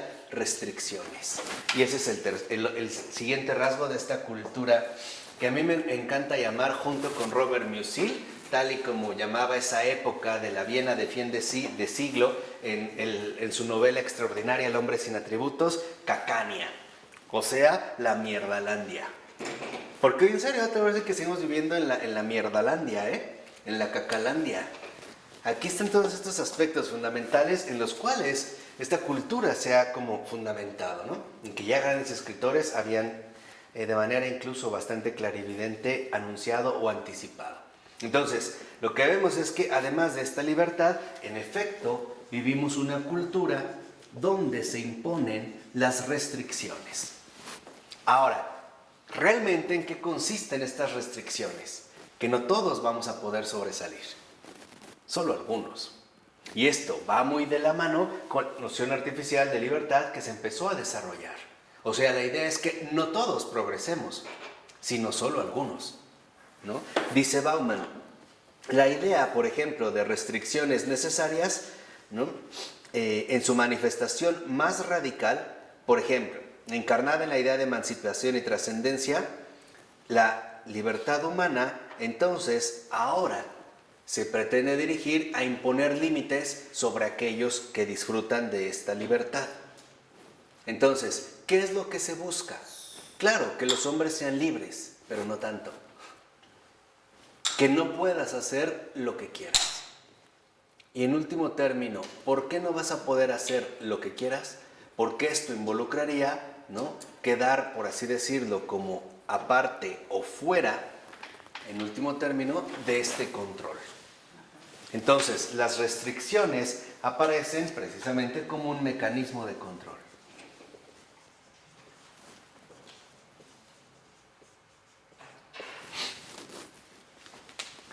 Empieza finalmente la limitación para desarrollar este mecanismo. Un ejemplo rápido. ¿Sí? Ok, tú vas a poder trabajar en lo que quieras, pero solo bajo estas condiciones. Nada más. Entonces empiezan a ver, digamos, las restricciones, ¿no? Entonces, aquí uno de los aspectos que se ve es que ya no se ve como una posibilidad abierta para todo el mundo. Hoy en nuestra cultura se busca que el hombre se realice, pero se va a poder realizar bajo ciertas restricciones, no como él quiera. Lo mismo en la escuela, por ejemplo, ¿no? Tendrá que acudir a clases de tal a tal hora, tendrá que incluso vestir de cierta manera, o tendrá que conformarse o comportarse más bien de otro modo. Entonces, lo que vemos es que en efecto vemos una actitud, y eso es en lo que insiste mucho Bauman, una actitud ambivalente. O sea, por un lado, la ambivalencia de la cultura consiste en que habla de la libertad, pero te restringe esta libertad, ¿no? Te dice, tú eres libre, pero por otro lado te llena de sanciones, deberes y derechos con los cuales tú no puedes hacer lo que se te dé la gana. Claro, pero te dicen, tú eres libre, pero, si tú no respetas esto, se acabó tu libertad. Aquí es donde entra esta ambivalencia, precisamente, ¿no? Que esta cultura fomenta tanto. Es a lo que llama, en este sentido, Bauman, como la condición líquida de la cultura. En pocas palabras, que nuestra cultura es profundamente contradictoria. Se basa precisamente en esta ambivalencia que tal parece, ¿no? No nos lleva finalmente. Entonces, lo que vemos es que, por un lado, ¿no? Se quería que el concepto, por ejemplo, de libertad, designase simultáneamente los mecanismos que permitían limitar el alcance del uso de la propia libertad. O sea, te dicen, tú eres libre, pero no tan libre como tú crees. Este es, digamos, como la ambivalencia en nuestra cultura, ¿no? Tú puedes hacer, pero no puedes hacer todo lo que quieras. Puedes, pero no puedes hacer en ese sentido todo lo que quieras. De tal manera que entonces, en último término, tal parecería que la idea de cultura serviría para reconciliar toda una serie de oposiciones. Por ejemplo, libre y necesario, voluntario y obligatorio, teleológico y causal, elegido y determinado, aleatorio y pautado, contingente y respetuoso con la ley, creativo y rutinario, y en último término, la autoafirmación frente a la regulación normativa. En pocas palabras, el yo y el Estado. Este es, digamos, como el punto en el cual se suponía que la cultura iba a lograr crear estos vínculos entre el individuo desvinculado, mejor dicho, el ego, no el yo, sino el ego y aquel mecanismo, ¿no? Que empieza a emerger y que hoy en día precisamente llamamos ya a todas luces Estado. Entonces, lo que vemos aquí es que dentro de esta manera, vemos que esta cultura, ante todo, está caracterizada también por la ambigüedad.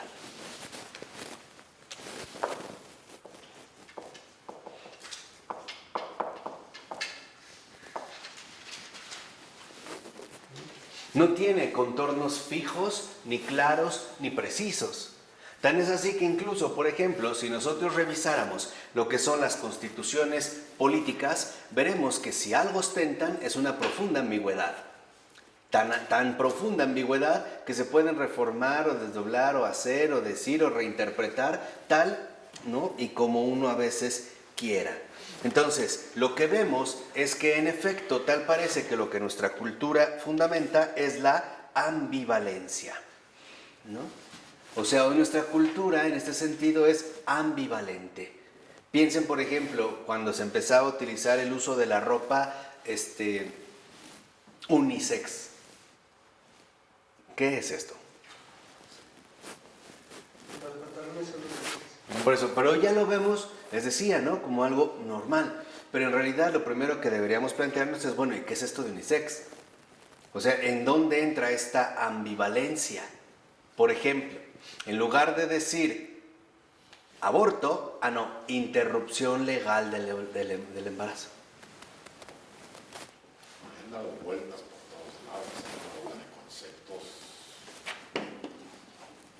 Pero es ello, o sea, ¿por qué? Porque ahora vemos que en efecto, vemos cultura como discontinuidad, también como continuidad, ¿no? Como una especie de novedad, pero que también se opone a la tradición. Vemos rutina con ruptura de modelos, o sea, finalmente tal parece que no sabemos bien dónde estamos ubicados. Entonces, dentro de esta ambigüedad de nuestra cultura, una de las cosas que destacan es falta de ubicación.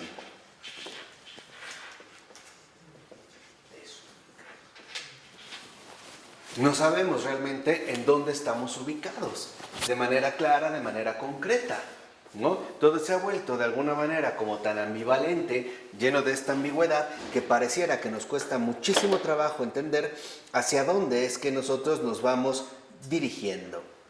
Entonces, esta ambivalencia, como dice Bauman, consiste de hecho en la piedra angular de la existencia moderna.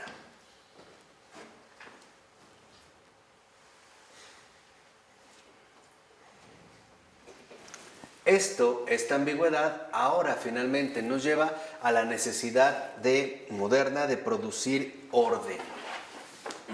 Entonces, en nuestra cultura, también dentro de esta ambigüedad, se busca producir orden. Producir, fíjense, ya no aceptar, producir orden. ¿Qué quiere decir? Que el énfasis viene en las obras humanas, o las obras que los hombres van a llevar a cabo en la construcción de este orden artificial. ¿Qué significa producir orden? Significa manipular las probabilidades de los acontecimientos. Entonces, hoy para producir orden se busca manipular los acontecimientos.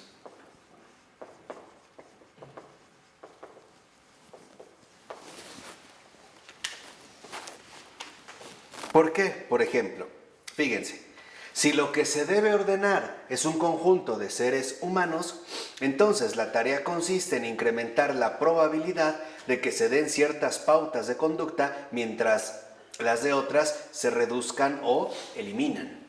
O sea, el producir orden significa que se buscan estrategias de adiestramiento para que obremos tal y como ellos lo esperan, y no tal y como nosotros quisiéramos. Entonces, en este manipular, ¿no?, las probabilidades de los acontecimientos significa que se están fomentando cada vez más las reacciones que los hombres deben tener.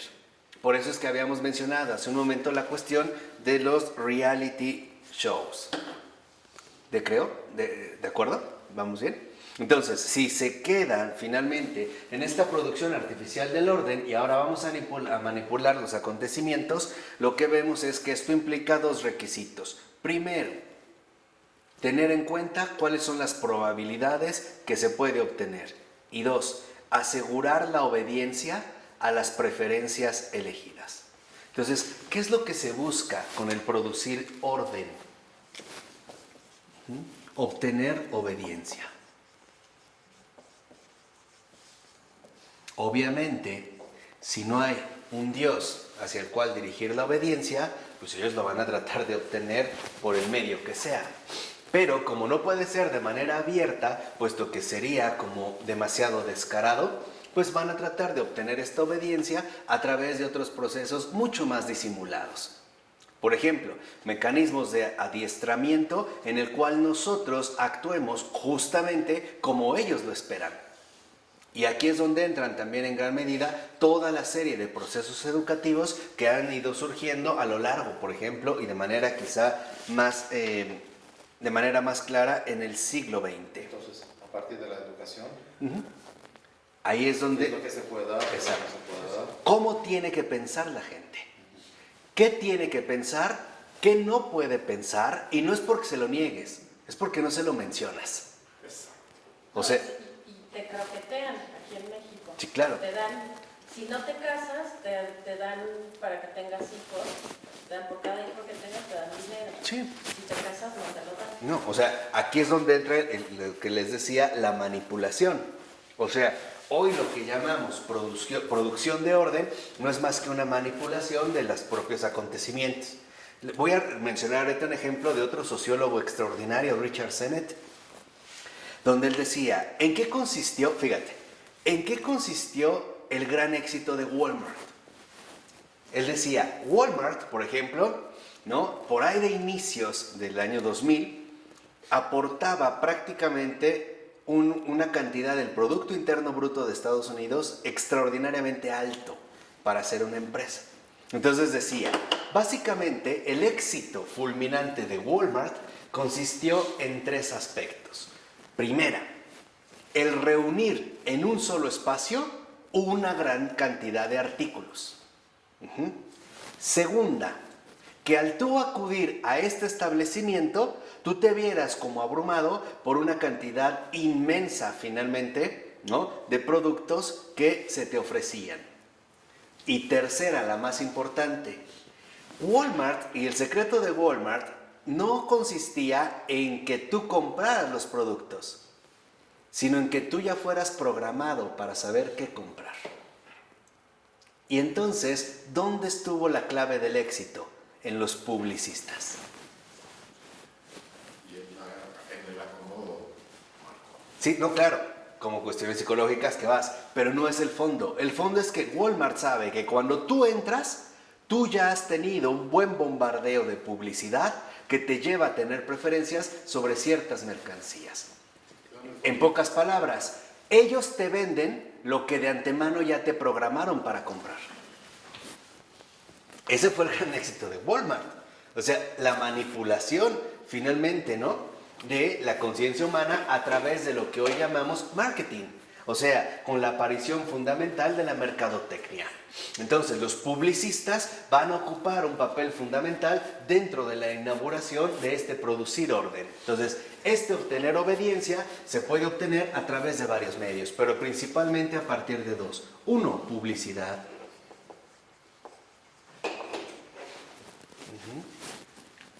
¿Qué es lo que yo te programo de alguna manera para que tú compres? Entonces, para Walmart, lo importante no era la cantidad tan abrumadora de artículos que te ofrecían, sino que tú ya fueras con la idea de qué tienes que comprar. Y además que esto que tienes que comprar, Walmart te lo ofrece. ¿Sí queda claro? Entonces, ¿hay una publicidad? Sí, pero también hay un marketing. Toda esta campaña de venta.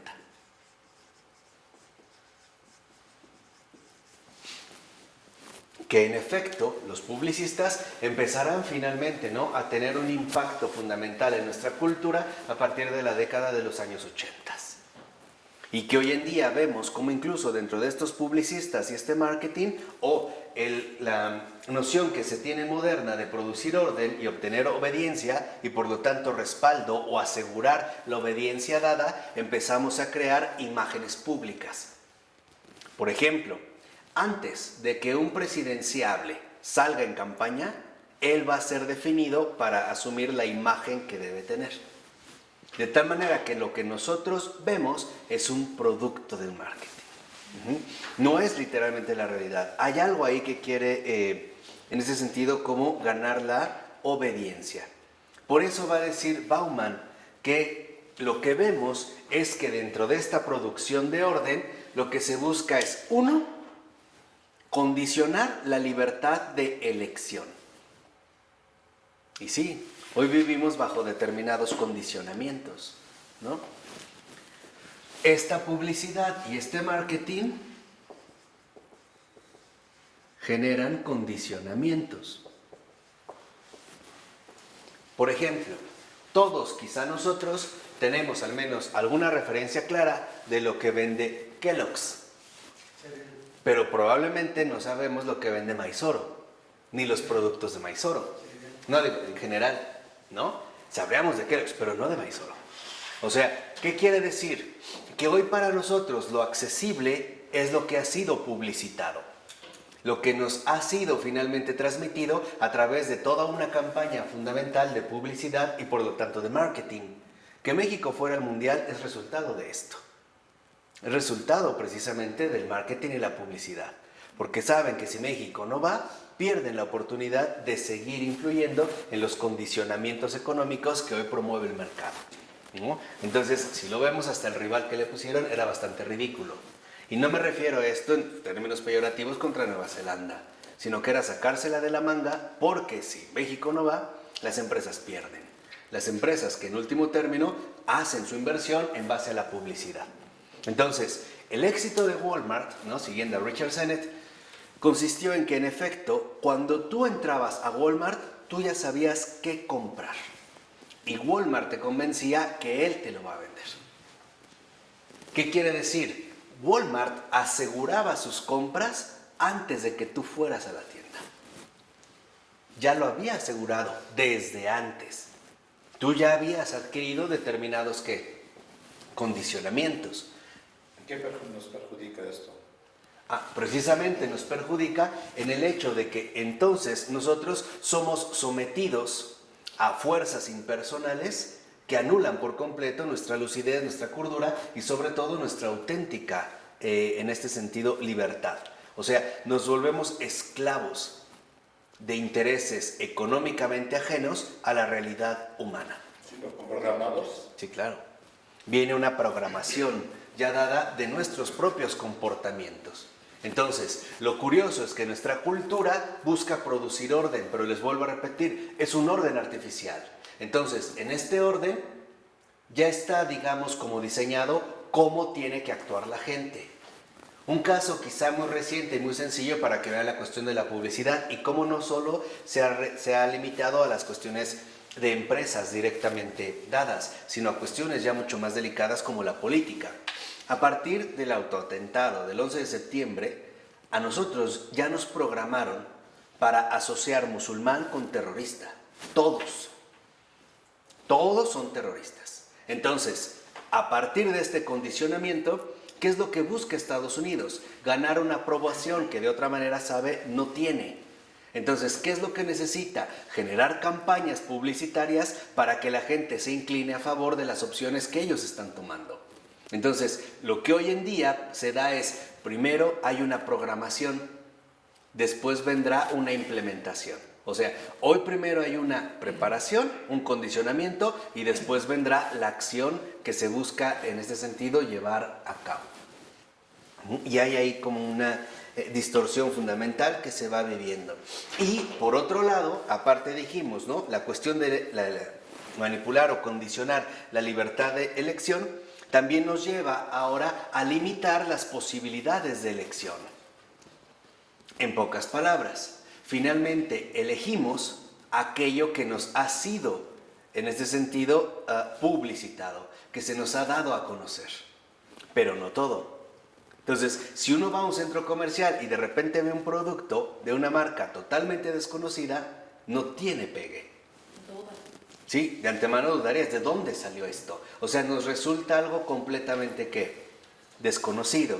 Y con eso es con lo que voy a terminar para que lo reflexionen. Porque hoy en día estamos sometidos al engaño nefasto de la telerrealidad. ¿Qué es la telerrealidad? La telerrealidad es una postura de nuestra cultura contemporánea muy simple, que consiste en lo siguiente: lo que veo es lo que creo. Tal cual, ¿eh? Lo que veo es lo que creo. Entonces, si ahorita, por ejemplo, nos pasaran en la televisión una noticia de que acaba de estallar o hubo un bombardeo atómico, no sé, en Ucrania, nosotros de inmediato lo creeríamos porque salió en las noticias, aunque fuera completamente falso.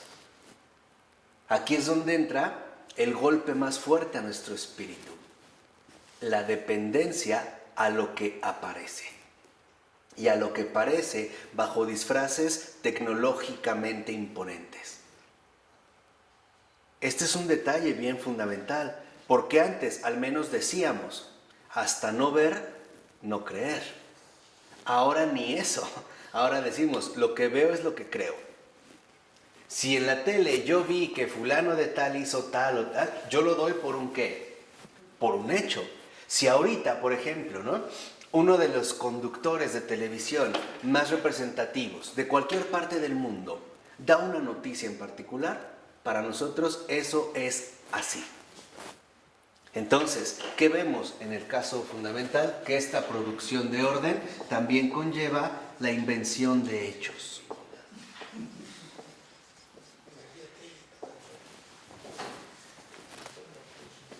Y esta invención de hechos, en efecto, es lo que nos lleva a nosotros perder el sano juicio. ¿En qué sentido nos lleva a perder el sano juicio?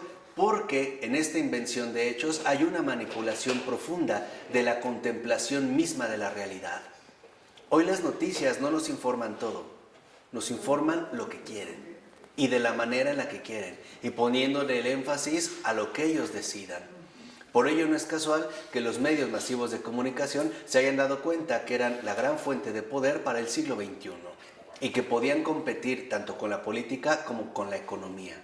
Y ahorita se han dado cuenta que no solo son los medios masivos de comunicación el único poder que puede rivalizar con estas otras dos entidades usuales, ortodoxas, ¿no? La economía y la política. Hoy también, por ejemplo, las redes sociales. Por el uso abierto de la web. ¿Qué límite le puedes poner, por ejemplo, a una cuestión tecnológica?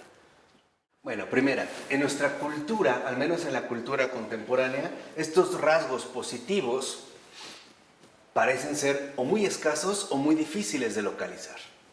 Y eso es un hecho, ¿eh? O sea, no se trata de tener como una visión plenamente como deforme o obsesionada con las cuestiones negativas. En realidad lo que pasa es que es tan ambivalente que hoy parecen destacar aspectos muchísimo más negativos en ese sentido que positivos.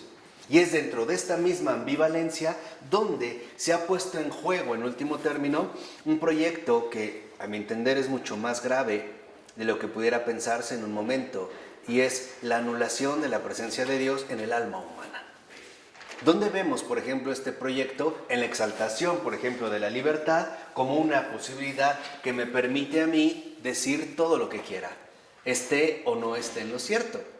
Y que además puedo obtener incluso el reconocimiento de un determinado grupo, o ciertamente de un grupo que por lo menos se podría considerar influyente dentro de ciertos ámbitos. O sea, hoy la libertad, o la manera en la que consideramos la libertad, es muy rara, porque pensamos que la libertad significa que cada quien puede decir lo que se le dé la gana, así sean puras estupideces. Y los demás nos tenemos que aguantar, ¿no? Entonces, una persona, por ejemplo, puede entrar dentro de un discurso, por ejemplo, favoreciendo el aborto o hablando a favor del aborto, utilizando todas las estrategias de ambigüedad, todas las estrategias de la cultura contemporánea o que la cultura contemporánea transmite, y por supuesto que va a obtener aprobación. ¿Y por qué en pocas palabras va a obtener aprobación? Y lo lamento, sea quien sea, así sea Emma Watson o sea quien sea, porque como nos lo dijo el padre Pavel Florensky, los mediocres siempre prosperan. En el nombre del Padre, del Hijo, del Espíritu Santo. Amén.